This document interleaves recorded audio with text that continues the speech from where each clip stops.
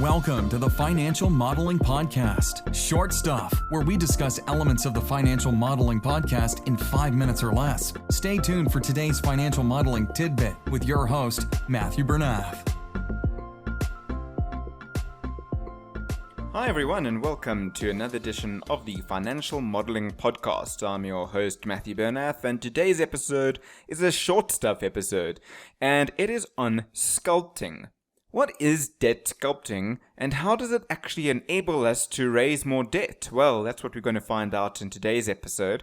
And I should also mention that today's episode is really a 3-element series. So we've got the Short Stuff podcast, which is what you're listening to right now. I've got a blog post which explains sculpting with some nice visual examples.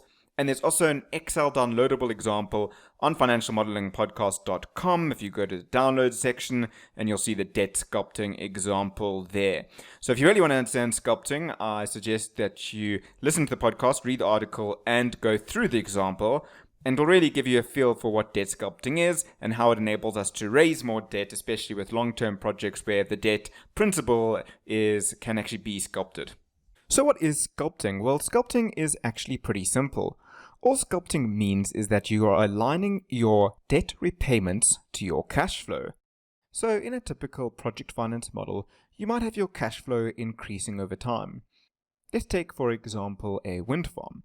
Now, you might be selling electricity as your turbines generate electricity, and your electricity might be increasing on an annual basis, let's say by inflation or CPI.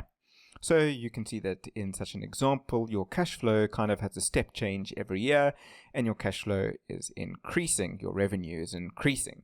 Obviously, your costs are increasing as well, typically by inflation, but let's just assume, for example, that your cash flow available for debt service is increasing. So we've got increasing cash flow available for debt service. So what we do is we try to align our debt repayments to this increasing cash flow.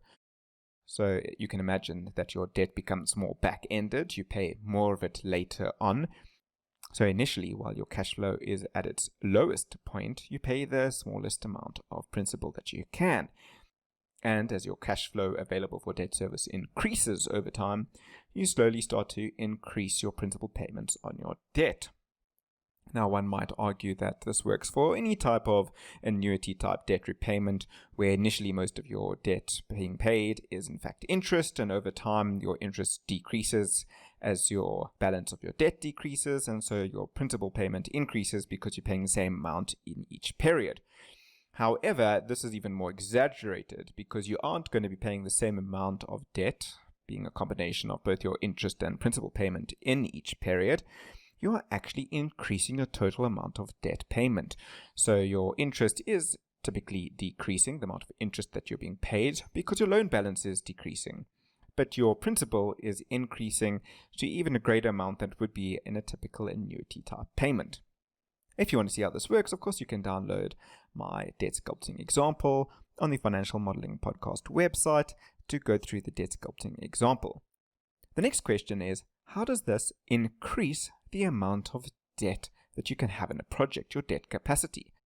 Well, one of the key covenants in project finance, and in many other types of finance as well, is a debt service coverage ratio.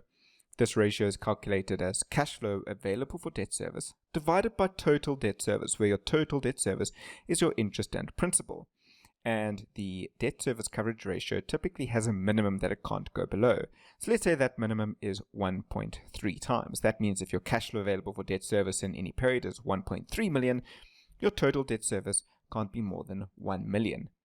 In such a case, you achieve your debt service coverage ratio minimum of 1.3 times. Now, on an annuity basis, you can see that given that your total debt and interest repayments will be equal for each debt payment over time, your debt service coverage ratio minimum will happen right up front when your cash flow available for debt service is at its lowest. Again, we're using the example where your cash flow available for debt service will be increasing over time because your revenue is increasing over time as you increase your tariff for your wind farm.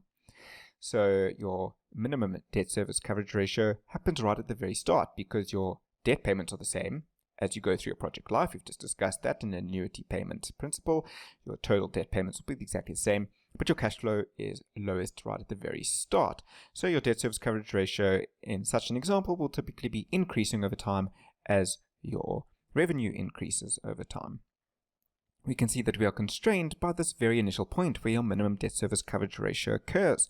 This 1.3 times, it's occurring right in the very start, and that limits how much debt we can actually put into the project, because obviously if you put more debt into the project, your initial interest and principal payment will be higher to achieve your annuity methodology and to amortize your debt in the given time frame.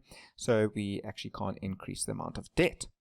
But if we sculpt our debt payments, that means we can minimize the amount of principal that's being paid in the very first period and increase it over time. Using such an example, we can actually still maintain the 1.3 times minimum debt service coverage ratio, but increase the debt capacity in a project. Again, if you want to see an example of how this exactly works, you can read the blog article on sculpting and also download the sculpting example on the Financial Modeling Podcast website. I hope this podcast, together with the Excel example and the blog post, has been informative and illuminated a bit about what sculpting is about and how it allows you to increase the debt capacity in a project. Obviously, remember that as you increase your debt capacity, given that your debt interest rate is lower than your project IRR, it will actually increase your equity IRR.